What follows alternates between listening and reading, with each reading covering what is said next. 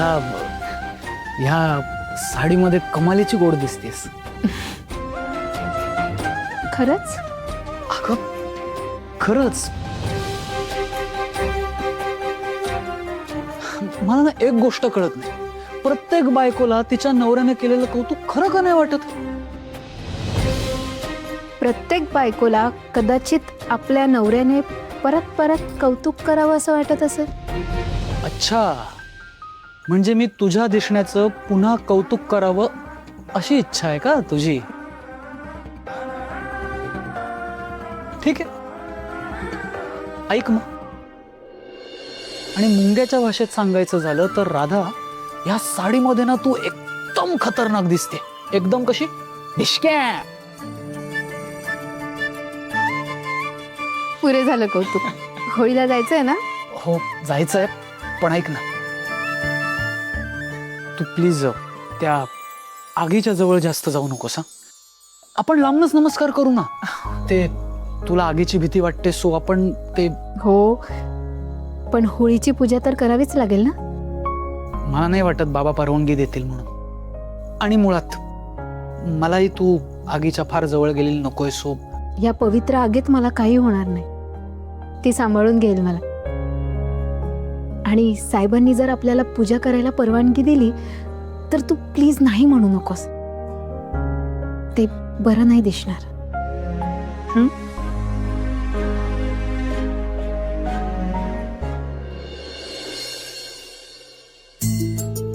हे होलिके माते, बिराजदारांचा कुटुंब प्रमुख म्हणून मी तुझ्याकडे प्रार्थना करत आहे. बिराजदारांच्या घरात असलेलं नैराश्य, दुःख, सगळ्यांना असलेलं दुखणं कुपणं दूर कर. वाईट विचार, वृत्ती यांना तू तुझ्यात सामावून घे. बिराजदारांच्या घरांना पोखरणाऱ्या विचारांना आणि माणसांना तू जाळून खाक कर. त्यांची राख राख कर. बिराजदार कुटुंबाला सुख, समृद्धी आणि वैभव लाभू दे.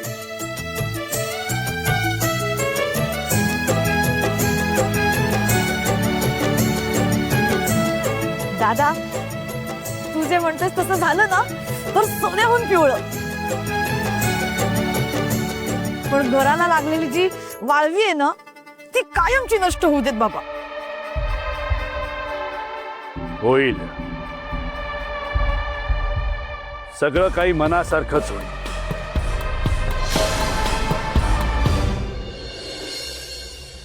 दादा, ते होईल तेव्हा होईलच रे.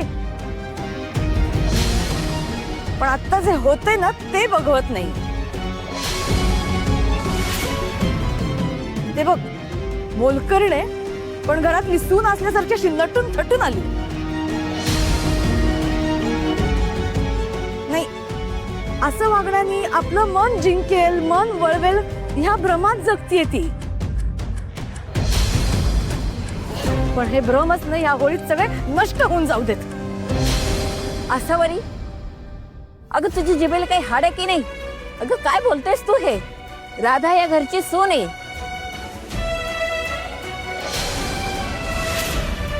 मी पारखून पाहिलेलं सोनं आहे, पण ते तुला नाही पटणार. अगं आजचा दिवस चांगला आहे. किमान आज तरी चांगली भावना मनात ठेव. चांगलं बोल जरा. हो, चांगलं तर आज होणारच आहे, पण ते माझं. आता सगळं माझ्या मनासारखं होईल याची उत्तम सोय केली आहे मी. आता एकदा का हे मसाले जळाले, त्या अनाथ किड्यांना बिराजदार घराला कायमचं सोडून जावं लागेल.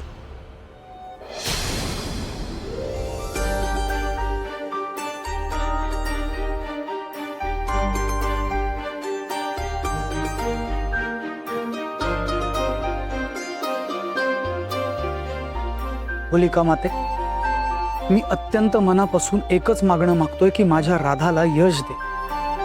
तिच्या वाट्याचं प्रत्येक सुख दे. तिची सगळी स्वप्न पूर्ण होऊ दे. त्या घरात तिचा मान सन्मान तिला मिळू दे आणि तिच्याबद्दलचे वाईट विचार कायमचे जळून जाऊ देत.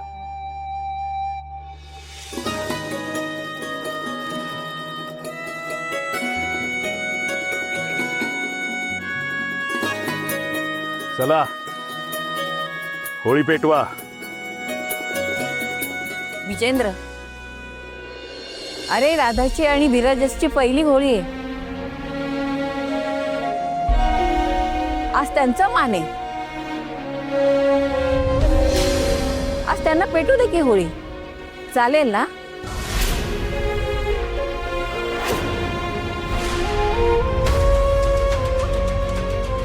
विराजसला मी शिक्षा केली असली तरी विराजस बिराजदार आहे. त्याचा तो मान आहे. पेटवू दे.